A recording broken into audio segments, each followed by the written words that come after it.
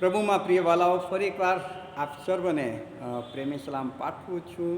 અને આજે જે સ્વતંત્ર દિનની ઉજવણી આપણે કરી રહ્યા છીએ એની ખૂબ જ શુભેચ્છા પણ આપને પાઠવું છું.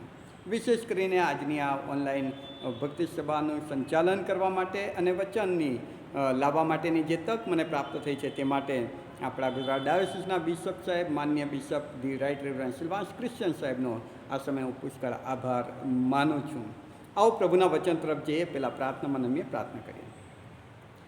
પ્રભુ, તમે બોલો કે જે પવિત્ર આત્મા દ્વારા અમે સાંભળીએ, અને એવું નમ્ર હૃદય અમને આપો કે અમે તમારા વચનને આધીન થઈએ. અમારા તમામ વિચારોને વધસ્તંભમાં કેન્દ્રસ્થ કરો કે જેથી કરીને પ્રભુજી તમે જે કહેવા માગો છો તે અમે સાંભળીએ એટલું જ નહીં પણ સમજી શકીએ, અને એના પ્રત્યુત્તર સ્વરૂપે અમે નવેસરથી અમારી જાતોનું સમર્પણ તમને કરીએ. એ માટેની કૃપા પણ તમે અમને આપજો. મુજબળ પાત્રને પ્રભુ તમે વિશેષ સહાય કરો. પ્રભુ ઈસુના નામમાં માગું છું, આમેન. ગલાતીઓના પત્રનો 5મો અધ્યાય જે વાંચવામાં આવ્યો તેના આધારે કેટલીક બાબતો આપણે આજે જોવાનો પ્રયત્ન કરીશું. આજે આપણે રાષ્ટ્રીય પર્વ ઉજવી રહ્યા છીએ. સ્વતંત્રતાનો દિવસ ઉજવી રહ્યા છીએ. 15મી ઓગસ્ટ કે જે દિવસે આપણા દેશને આઝાદી મળી, એ દિવસને યાદ કરીને, એ આઝાદીના એ દિવસને યાદ કરીને આજે આપણે એ લોકોને પણ યાદ કરીએ છીએ કે આપણા દેશને આઝાદ કરાવવા માટે જેમણે એ સમયે બહુ વેઠ્યું છે. કેમ કે આપણે જાણીએ છીએ, ભારતનો ઇતિહાસ બહુ સ્પષ્ટ છે કે ભારત દેશ ઉપર એક સમયે અંગ્રેજોની સત્તા હતી. ભારત દેશ અંગ્રેજોની સત્તા નીચે હતું, એટલે ગુલામ હતું. અને એ ગુલામીમાંથી ભારત દેશને આઝાદી અપાવવા માટે એક ચળવળની શરૂઆત થઈ. એ ચળવળમાં લોકો જોડાતા ગયા, ઝુંબેશ વધતી ગઈ. જોકે એ સમયની જે અંગ્રેજ સત્તા હતી, એ સત્તાએ એ ચળવળને દાબી દેવા માટે બહુ જ પ્રયત્ન કર્યો. એટલી હદે કે એ ચળવળ, આઝાદીના ચળવળમાં જોડાયેલા લોકો ઉપર ઘોડા પણ દોડાવવામાં આવ્યા, એમને જેલોમાં પૂરી દેવામાં આવ્યા, એમને કારાવાસમાં ધકેલી દેવામાં આવ્યા, એમના પર ગોળી શૂટ કરવામાં આવી, એમને ફાંસીએ લટકાવી દેવામાં આવ્યા.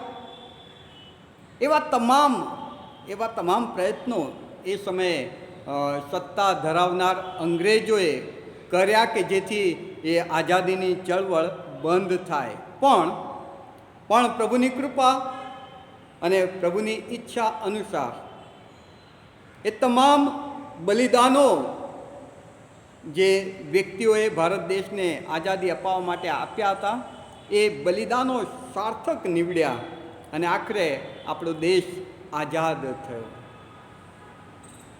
આજે આપણે સ્વતંત્ર ભારત દેશમાં સ્વતંત્રતાનું જીવન જીવી શકીએ છીએ. એની પાછળ કોઈકે ચૂકવેલી બહુ મોટી કિંમત છે. પ્રભુમાં વાલા ભાઈ બહેનો, એ જીવનો માટે આપણે પ્રભુનો આભાર માનીએ છીએ. એમના એ સમર્પણને માટે આપણે પ્રભુનો આભાર માનીએ છીએ. એમના હૃદયમાં એ સમયે એક જ હેતુ હતો કે કોઈક રીતે અમારો દેશ આઝાદ થાય.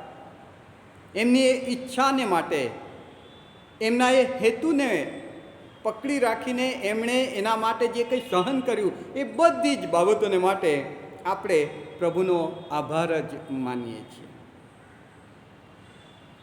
એમના એ સહન કરેલા બધા જ દુઃખો, એ બલિદાનો, એ બધાને આજે આપણે યાદ કરીએ છીએ. ગલાતીઓના પત્રના 5મા અધ્યાયની પહેલી કલમ એમ કહે છે, ખ્રિસ્તે આપણને સ્વતંત્રતાને સારું સ્વતંત્ર કર્યા. માટે દ્રઢ રહો અને ફરીથી દાસત્વની ઝૂંસરી તળે ન જોડાવો. પાઉલ અહીં જે કહેવા માગે છે કે તમને સ્વતંત્ર કરવામાં આવ્યા, એનો મતલબ કે તમે ગુલામ હતા. જેમ આપણો ભારત દેશ એક સમયે અંગ્રેજોના તાબા નીચે, અંગ્રેજોની ગુલામીમાં હતો, એ સમયે અંગ્રેજોની ગુલામીમાંથી આપણા દેશને છોડાવવા માટે કેટલાક વ્યક્તિઓ કે જૂથ કે લોકોએ, એ સમયની એ પ્રજાએ એક ચળવળમાં ભાગ લઈને, એક ઝુંબેશ ચલાવીને, બહુ બધું વેઠીને, બહુ બધું સહન કરીને દેશને આઝાદી અપાવી.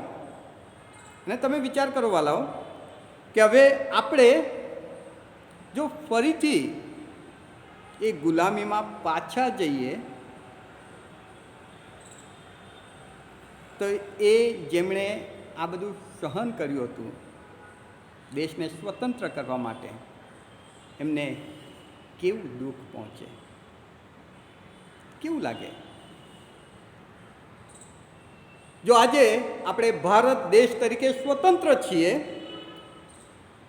અને આપણે આપણી સ્વતંત્રતાને ફરી એકવાર ગુલામી તરફ લઈ જઈએ છીએ અને ગુલામીમાં જતા રહીએ છીએ, તો આપણને સ્વતંત્ર કરવા માટે જેમણે બહુ બધું સહન કર્યું હતું, બહુ બધું વેઠ્યું હતું, જેમણે પોતાના ઉપર જે ઘોડા ચાલતા હતા એ દુઃખ સહન કર્યું, પોતાના ઉપર લાકડીઓનો માર સહન કર્યો, જેમણે પોતાનું લોહી વેવડાવી દીધું, જેમણે પોતે હસતા મોઢે ફાંસીના માચડે ચડી ગયા, એમને કેવું લાગે? આપણે આ બાબતને આત્મિક દ્રષ્ટિકોણથી હવે જોવાનો પ્રયત્ન કરીશું. ગલાતીઓનો પત્ર જ્યારે આપણે વાંચીએ છીએ ત્યારે એ યાદ રાખીએ કે પાઉલ પ્રેરિતે પોતાની પ્રથમ મિશનરી યાત્રામાં, એટલે ઈસવીસન 47-48ની આજુબાજુ દક્ષિણ ગલાતિયાની આજુબાજુ સંલગ્ન જે વિસ્તારો છે તેમાં અંત્યોક, ઇકોની, દર્બે, લુસ્રા વગેરે મંડળીઓની સ્થાપના એમણે કરી હતી. પ્રેરિતોના કૃત્યના 13મા અને 14મા અધ્યાયમાં આ વાત આપણે જોઈએ છીએ કે પાઉલ પ્રેરિતે 47-48ના વર્ષમાં જે પોતાની પહેલી મિશનરી યાત્રા કરી એ દરમિયાન દક્ષિણ ગલાતિયા વિસ્તારમાં કેટલીક મંડળીઓ સ્થાપી. હવે એ સમયે જ્યારે પાઉલે પોતાની પહેલી મિશનરી યાત્રા સમયે ત્યાં ગયા હશે ને જે લોકો ખ્રિસ્તને નહોતા જાણતા, ખ્રિસ્ત વિશે જેમને કશી ખબર જ નહોતી, એમને પ્રથમ વખત સુવાર્તા આપી અને સુવાર્તા આપી, એ સુવાર્તા પર એ લોકોએ વિશ્વાસ કર્યો અને એમ ત્યાં મંડળી સ્થાપી અથવા મંડળીની સ્થાપના થઈ. અને એ સમયે પાઉલે બહુ સ્પષ્ટ જે સુવાર્તા આપી છે એમાં બહુ સ્પષ્ટ પાઉલની સુવાર્તા હતી કે ઈસુ ખ્રિસ્ત પર વિશ્વાસ કરવાથી તારણ છે, ઉદ્ધાર છે, પાપની માફી છે, પિતા સાથેનો પુનઃસ્થપાતો સંબંધ છે અને એ કૃપાથી વિશ્વાસ દ્વારા છે. આ પાઉલની સુવાર્તાનો પાયો છે વાલાઓ. જ્યાં જ્યાં પાઉલે સુવાર્તા પ્રચાર કર્યો છે ત્યાં આગળ પાઉલે બહુ સ્પષ્ટ આ બાબત પર ભાર મૂક્યો છે કે કૃપાથી વિશ્વાસ દ્વારા તારણ છે. અને આ સુવાર્તા સાંભળીને એ દક્ષિણ ગલાતિયા વિસ્તારમાં જે લોકોએ પ્રભુનો સ્વીકાર કર્યો એની એ વિસ્તારમાં મંડળીઓ સ્થપાઈ. હવે એ મંડળીઓ પર પાઉલે 49-50ના વર્ષમાં આ પત્ર લખ્યો, જેને આપણે ગલાતીઓનો પત્ર કહીએ છીએ. પત્ર લખવાનું કારણ બહુ સ્પષ્ટ છે કે જે સુવાર્તા પાઉલે આપી હતી કે કૃપાથી વિશ્વાસ દ્વારા પ્રભુ ઈસુ ખ્રિસ્તમાં તારણ છે, અને એ તારણ મેળવીને લોકો વિશ્વાસમાં આવીને મંડળી તરીકે પોતાનું જીવન જીવતા હતા. પણ કેટલાક યરૂશાલેમથી કેટલાક યહૂદી ખ્રિસ્તી વિશ્વાસીઓ ત્યાં આવ્યા, અને એમણે કેટલાક ફરોશી પંથના યહૂદી ખ્રિસ્તીઓ સીરિયા પ્રાંતની મંડળીઓમાં આવ્યા, અને એમણે આ ગલાતિયા, દક્ષિણ ગલાતિયા વિસ્તારમાં જે લોકોએ પ્રભુને સ્વીકાર કર્યો હતો, એમને એવું કહ્યું કે ભાઈ, તમે પ્રભુ ઈસુ ખ્રિસ્ત પર વિશ્વાસ કરીને વિશ્વાસી થયા, એ સારી વાત છે, સારું કર્યું, પણ નિયમશાસ્ત્ર અને સુન્નતનું પાલન તો તમારે કરવું જ પડશે. નિયમશાસ્ત્ર અને સુન્નતનું પાલન તમારે કરવું પડશે. પાઉલ ગલાતી 5:3 એમ કહે છે કે દરેક સુન્નત કરાવનાર માણસને હું ફરીથી ખાતરીપૂર્વક કહું છું કે તે આખું નિયમશાસ્ત્ર પાળવાને બંધાયેલો છે. જ્યારે આ કેટલાક યરૂશાલેમથી આવેલા ફરોશી પંથના યહૂદી ખ્રિસ્તીઓએ આ વાત આ નવા ખ્રિસ્તીઓ મધ્ય મૂકી કે ભાઈ, તમે જે પ્રભુ ઈસુ ખ્રિસ્તને અપનાવ્યા છે એ તો યહૂદી હતા, અને યહૂદી વ્યક્તિ તરીકે જો જુઓ તો નિયમશાસ્ત્ર અને સુન્નત એમના જીવનમાં ટોપ ઉપર હોય છે, અગ્રસ્થાને હોય છે, અને તમારે પણ નિયમશાસ્ત્ર અને સુન્નતનો પાલન કરવું જોઈએ. પાઉલ કહે છે કે જો તમે એમની એ વાત માનો છો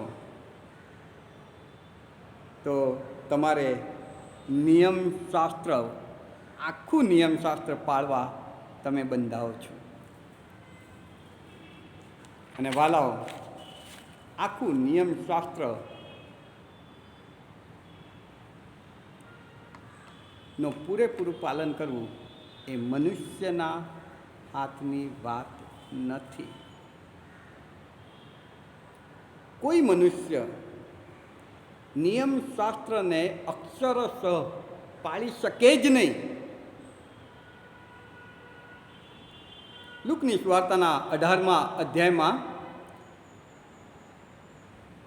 પ્રભુ ઈસુ ખ્રિસ્તની પાસે એક વ્યક્તિ આવે છે, અને એ વ્યક્તિ પ્રભુ ઈસુ, એક અધિકારી આવે છે અને અનંત જીવનનો વારસો પામવાની વાત એ કરે છે કે મારે અનંત જીવનનો વારસો પામવો છે. પ્રભુ ઈસુ ખ્રિસ્ત કહે છે કે તું નિયમ પાળે છે? તો એ વ્યક્તિ કહે છે કે હા, હું નિયમ પાળું છું. પ્રભુ ઈસુ ખ્રિસ્ત કહે છે કે તું નિયમ પાળે છે એવું તને લાગે છે, પણ એક વાત સંબંધી તું અધૂરો છે, અને જો એક વાત સંબંધી તું અધૂરો છે તો અનંત જીવન તારું નથી. માથીના 5મા અધ્યાયમાં પ્રભુ ઈસુ ખ્રિસ્તે જે પહાડ પર ભાષણ આપ્યું, સંદેશો આપ્યો લોકોને, એમાં એમણે નિયમશાસ્ત્રની જે ગંભીરતા છે, અથવા નિયમશાસ્ત્ર જે ઉચ્ચ કક્ષાનું સમર્પણ માંગે છે, તેની વાત કહી છે. પ્રભુ ઈસુ ખ્રિસ્તે કહ્યું કે હત્યા ન કર એવું લખેલું છે. કોઈ એમ કહેશે કે બરાબર છે, અને હું કોઈ હત્યા કરતો નથી. પ્રભુ ઈસુ ખ્રિસ્ત એમ કહે છે કે તમારા ભાઈ ઉપર તમે અમથો ક્રોધ કરો છો, ગુસ્સે થાઓ છો, એ પણ હત્યા કરવા જેટલા જ ગુનામાં તમે પોતાને મૂકો છો. એટલા જ ગુનેગાર તમે બનો છો. બેવિચાર ન કર એવું લખેલું છે ને તમે વાંચ્યું હશે. તરત વ્યક્તિઓ કદાચ એમ જવાબ આપે કે હા, અમે વાંચ્યું છે અને અમે બેવિચાર નથી કરતા. પ્રભુ ઈસુ ખ્રિસ્ત એમ કહે છે કે મનમાં કોઈને જોઈને જો ખોટો વિચાર પણ તમે કરો છો તો એ બેવિચાર કરવાનું પાપ તમે કરો છો. નિયમશાસ્ત્ર કેટલું ઉચ્ચ કક્ષાનું પવિત્ર જીવનની આશા અથવા તો અપેક્ષા રાખે છે. નિયમશાસ્ત્ર એ બહુ મોટું સમર્પણ માંગે છે કે જ્યાં સુધી પહોંચવું એ માનવીય જીવનને માટે અશક્ય છે. નિયમશાસ્ત્ર હંમેશા માણસને આંગળી ચીંધીને એમ કહે છે કે તારે આ કરવું જોઈએ, આ કરવું જોઈએ, આ કરવું જોઈએ. અને માણસની મર્યાદા, માણસનું જીવન એમ કહે છે કે આ તો અઘરું છે, મુશ્કેલ છે, અશક્ય છે, મારાથી નહીં પહોંચાય, મારાથી નહીં થાય. એટલે ટૂંકમાં પરમ પવિત્ર પરમેશ્વરે માનવીય જીવન પાસેથી જે અપેક્ષા રાખી એ એમણે નિયમશાસ્ત્રમાં જાહેર કરી કે જો તમારે મારા સંતાન તરીકે જીવવું છે તો તમારે આ લેવલની પવિત્રતાનું જીવન જીવવું પડશે. અને નિયમશાસ્ત્ર એ લેવલની ઊંચાઈ બતાવે છે. નિયમશાસ્ત્ર એ લીટી બતાવે છે કે તમારે અહીં સુધી પહોંચવાનું છે. પણ માણસની મર્યાદાઓ, માણસનું અધૂરાપણું, માણસની અંદર રહેલો એ માનવીય પાપી સ્વભાવ એ માણસને ત્યાં સુધી પહોંચવા જ નહીં દે, અથવા તો એના માટે માણસ બહુ જ નાનો સાબિત થાય. તો આપણને પ્રશ્ન થાય કે જો હું એ નિયમશાસ્ત્ર પૂરેપૂરો પાળી જ ના શકું એવું હોય તો પ્રભુએ નિયમશાસ્ત્ર આપ્યું શું કરવા? બાઇબલ કહે છે રોમન 3:20 કે નિયમશાસ્ત્ર તો તમને નિયમનું જ્ઞાન થાય એ માટે આપવામાં આવ્યું છે. તમને ખબર પડે, તમને મર્યાદા ખ્યાલ આવે, તમને તમારાથી સભાન કરવા અને ઈશ્વર જે માગે છે તે બતાવવા માટે નિયમશાસ્ત્ર તમને આપવામાં આવ્યો. ઈશ્વરની જે અપેક્ષા છે, પ્રભુ જે માગે છે તે બહુ ઉચ્ચ કક્ષાનું છે. અને નિયમશાસ્ત્ર કહે છે કે હે માનવ, તારે ત્યાં સુધી પહોંચવાનું છે. પણ માનવ કહે છે કે હું મર્યાદાથી બંધાયેલો, હું અધૂરો, મારો સ્વભાવ જે છે, મારું જીવન જે છે, મારી અંદર રહેલું જે મૂળ પાપ છે એ મને ત્યાં સુધી પહોંચવા જ નહીં દે. અને એવા સમયે માનવમાંથી એક બૂમ ઊભી થાય છે. માનવ એક બૂમ પાડે છે કે મને કોઈક ઉદ્ધારનારની જરૂર છે, કોઈક આવે કે જે મને આ નિયમ શાસ્ત્રના બંધનોમાંથી મુક્ત કરે. મારે પરમેશ્વરને મળવું છે, પણ નિયમશાસ્ત્ર વચ્ચે આવે છે કે જે હું પાળી શકતો નથી, અને એ પાળ્યા વગર, એને પરિપૂર્ણ કર્યા વગર હું પરમેશ્વરને પહોંચી શકતો નથી. મને કોઈક એવા ઉદ્ધારનારની જરૂર છે કે જે આ નિયમશાસ્ત્રનું ખત, એ મર્યાદા જે છે એ મારી અને પરમેશ્વરની વચ્ચેથી હટાવે અને મને મારા પરમેશ્વર પિતાની સાથે મુલાકાત કરાવે. એવા ઉદ્ધારનારની મને જરૂર છે. રોમન 3:23 અને 24 આપણને બહુ સ્પષ્ટ બતાવે છે કે ઉદ્ધારનાર તરીકે પ્રભુ ઈસુ ખ્રિસ્ત આ પૃથ્વી પર આવ્યા. પ્રભુ ઈસુ ખ્રિસ્તે એ નિયમ શાસ્ત્રની તમામ બાબતોને પરિપૂર્ણ કરી અને તમારા ને મારા માટે એમણે બહુ જ મોટી કિંમત ચૂકવી. રોમન 5 અને 6 વચન, 5મા અધ્યાયની 6ઠી કલમ, 1 કોરિન્થી 15મા અધ્યાયની 3જી કલમ બહુ સ્પષ્ટ કહે છે, ખ્રિસ્તે આપણને સ્વતંત્ર કરવા માટે બહુ ભારે કિંમત ચૂકવી. ખ્રિસ્ત કે જે પોતે દેવ હતા અને દેવ પોતે માનવ બનીને આ પૃથ્વી પર આવે છે, માનવ જીવન જીવતા એમણે નિયમ શાસ્ત્રની તમામ બાબતોની પરિપૂર્ણતા કરી અને નિયમ શાસ્ત્રનું જે ખત આપણી અને દેવની વચ્ચે હતું એને પોતાના પવિત્ર બલિદાનથી હટાવી દીધું, એની પરિપૂર્ણતા કરીને એને બાજુ મૂકી દીધું અને હવે એક સીધો સાદો સરળ રસ્તો પૃથ્વી પર એમણે મૂક્યો. તે તો એટલું જ કે વિશ્વાસથી કૃપા દ્વારા તારણ છે, ઉદ્ધાર છે, પાપની માફી છે, એ પાપની ગુલામીમાંથી સ્વતંત્રતા છે અને પિતા સાથેની સંગત છે. પ્રભુમાં પ્રિય વાલાઓ, આપણે જ્યારે પાપી હતા, આપણે જ્યારે મર્યાદિત થઈ ગયા હતા, આપણે જ્યારે શેતાનની ગુલામીમાં હતા, આપણે જ્યારે એ નિયમ શાસ્ત્રના બંધનોના કારણે વધારે ને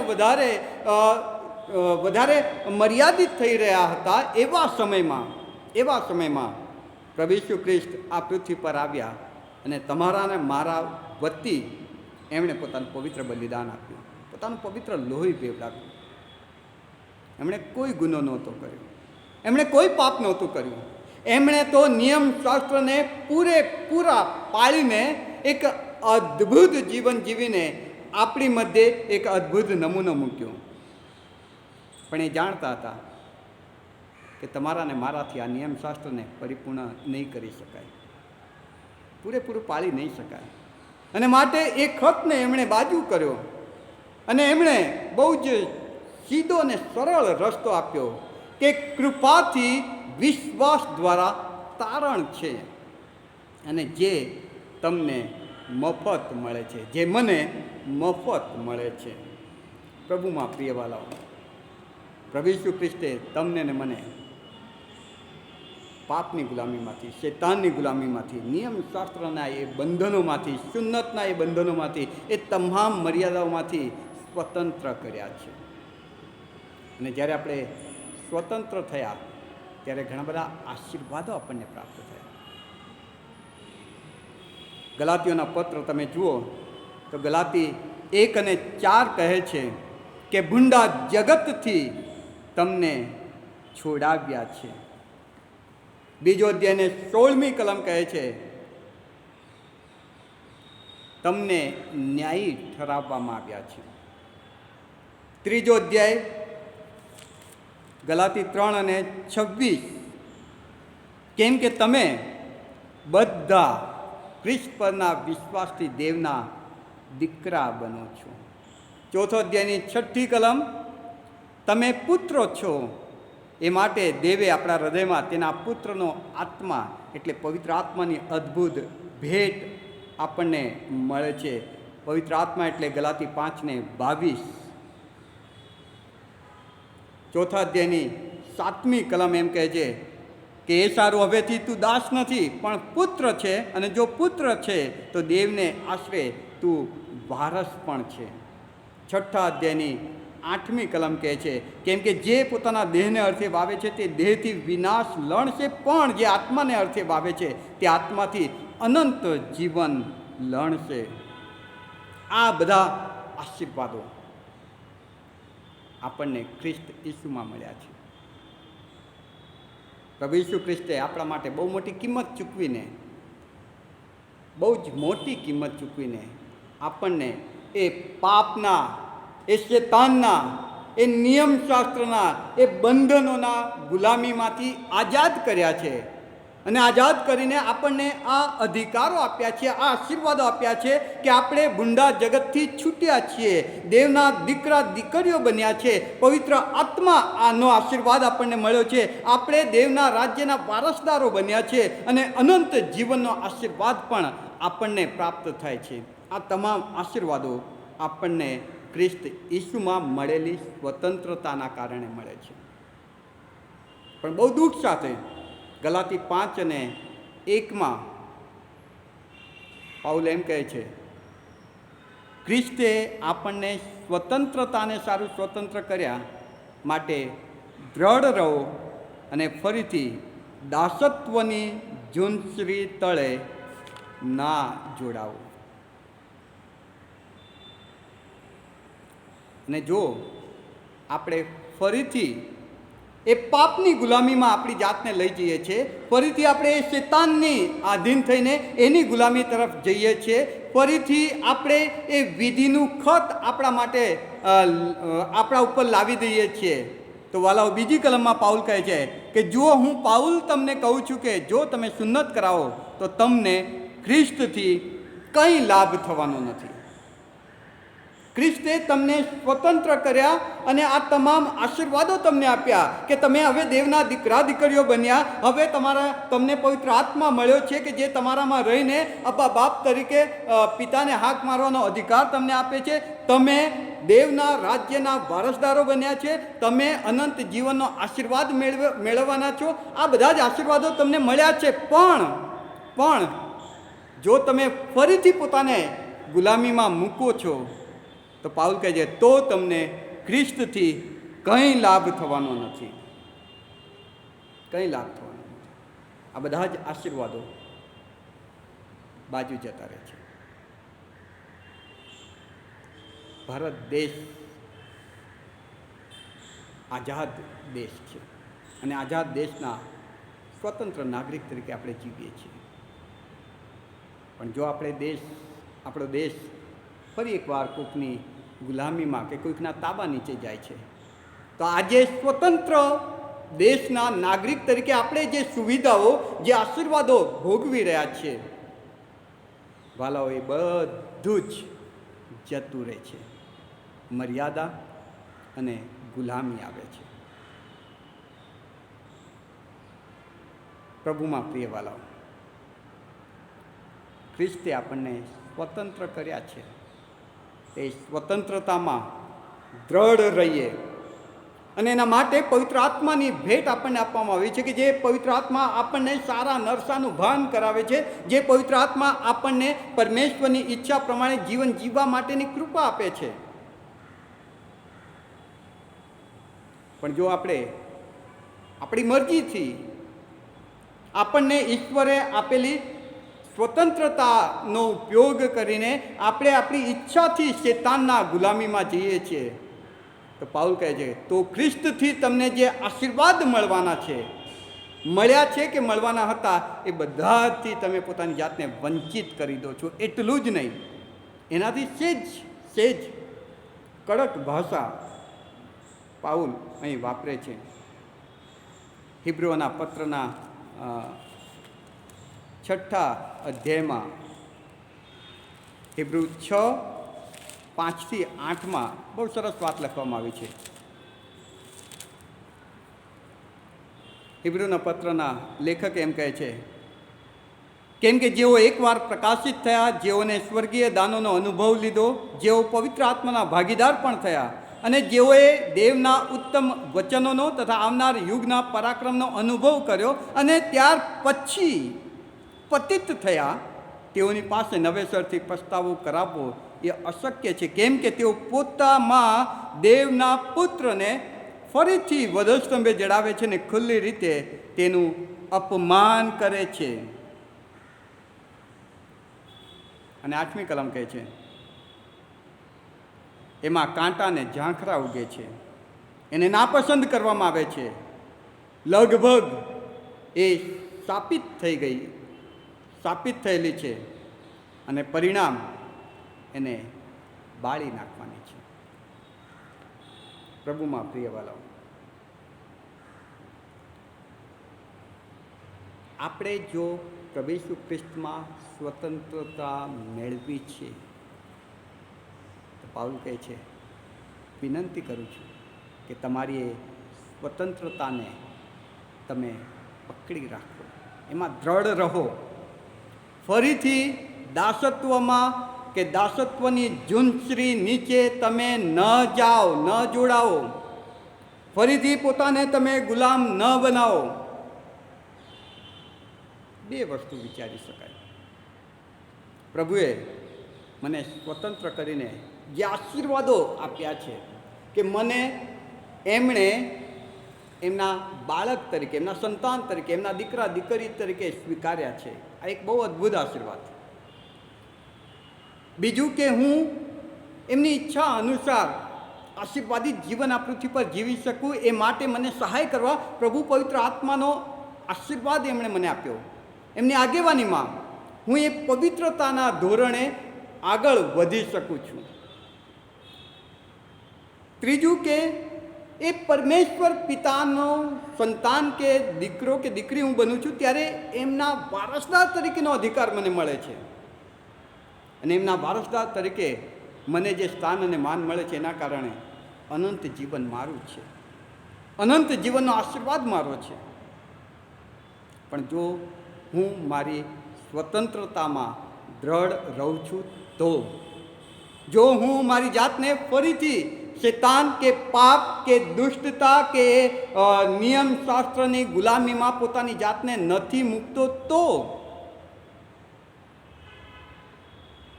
પ્રભુ આપણને સ્વતંત્ર કર્યા છે કે આપણે સ્વતંત્રતાનું જીવન પ્રાપ્ત કરીએ. ખ્રિસ્તે આપણને સ્વતંત્રતાને સારું સ્વતંત્ર કર્યા છે.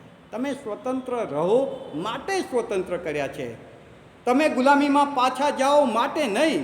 અને તમને સ્વતંત્ર કરવા માટે એણે બહુ મોટી કિંમત ચૂકવી છે. એણે પોતાનું લોહી બેવડાવ્યું છે, એણે પોતાનો જીવ આપી દીધો છે. એણે જે સહન કર્યું છે એ બહુ જ કરુણ છે. પણ એની ઈચ્છા એક જ કે તમે ને હું સ્વતંત્રતા મેળવીએ, શૈતાનની ગુલામીમાંથી આઝાદ થઈએ અને એના એ બલિદાન ઉપર વિશ્વાસ કરીને કૃપાથી વિશ્વાસ દ્વારા એ સ્વતંત્રતા આપણે મેળવીએ છીએ અને એમાં રહેલા એ આશીર્વાદો આપણે મેળવીએ છીએ. અને પાઉલ કહે છે કે હવે તમે દાસત્વની ઝૂંઝરી તળે ફરી ન જોડાઓ. જો તમે જોડાઓ છો તો ખુલ્લી રીતે ખ્રિસ્તના એ બલિદાનનું અપમાન કરો છો અને એવી ભૂમિ જેમાં કાંટા ઝાંખરા ઉગી નીકળે છે, જે પરિણામે બાળી નાખવામાં આવશે. પ્રભુમાં પ્રિયવાલાઓ, સ્વતંત્ર ભારત દેશની આ ઉજવણી સમયે આ પણ એક વિચાર આપણે વિચારીએ કે પ્રભુએ મને, મારા આત્માને, મારા જીવનને પાપની ગુલામીમાંથી સ્વતંત્ર કર્યા છે. તો મારે ફરી પાપ, શૈતાન, નિયમશાસ્ત્ર કે એવી કોઈ મર્યાદામાં મારી જાતને ગુલામ થવા દેવી નથી. હું પ્રભુમાં આઝાદ છું. મારો પ્રભુ પવિત્ર આત્મા દ્વારા મને એ આઝાદીમાં વધારે દ્રઢ રીતે આગળ વધવા સહાય કરશે. પ્રભુ તમને વચન સમજવા એની કૃપા આપો. આમેન. પ્રાર્થનામાં જોડાઈએ, પ્રાર્થના કરીએ. પ્રભુ, અમે તમારો આભાર માનીએ છીએ કેમ કે તમે અમારા પર પ્રેમ કરો છો. અમે જ્યારે શૈતાન, પાપ અને એ નિયમ શાસ્ત્રની ગુલામીમાં હતા ત્યાંથી અમને છોડાવવા પ્રભુ તમે માનવ બનીને આ પૃથ્વી પર આવ્યા. તમારું પવિત્ર બલિદાન આપીને તમે અમને એ તમામ બંધનોમાંથી આઝાદ કર્યા, સ્વતંત્ર કર્યા કે જેથી અમે સ્વતંત્ર રહીએ. પ્રભુ, અમે તમને વિનંતી કરીએ છીએ તમારા પવિત્ર આત્માની સહાય અમને દરેક પળે તમે આપો કે જેથી અમે અમારી એ સ્વતંત્રતા ટકાવી રાખીએ. ફરીથી એ દાસત્વમાં અમે ન જઈએ, ફરીથી એ ગુલામીમાં અમે ન જોડાઈએ. પણ પ્રભુજી, તમારા આત્માની દોરવણી નીચે હંમેશા આશીર્વાદિત જીવન જીવતા આગળ વધીએ એવી કૃપા થવા દેજો. પ્રભુ ઈશ્વરના નામમાં માગું છું, આમેન. એક ગીતમાં આપણે જોડાઈશું ને ત્યાર પછી પ્રભુએ શીખેલી પ્રાર્થના આપણે સાથે બોલીશું. છેલ્લી પ્રાર્થના અને છેલ્લો આશીર્વાદ આપણા માટે માનનીય બિશપ સાહેબ ઉચ્ચારશે.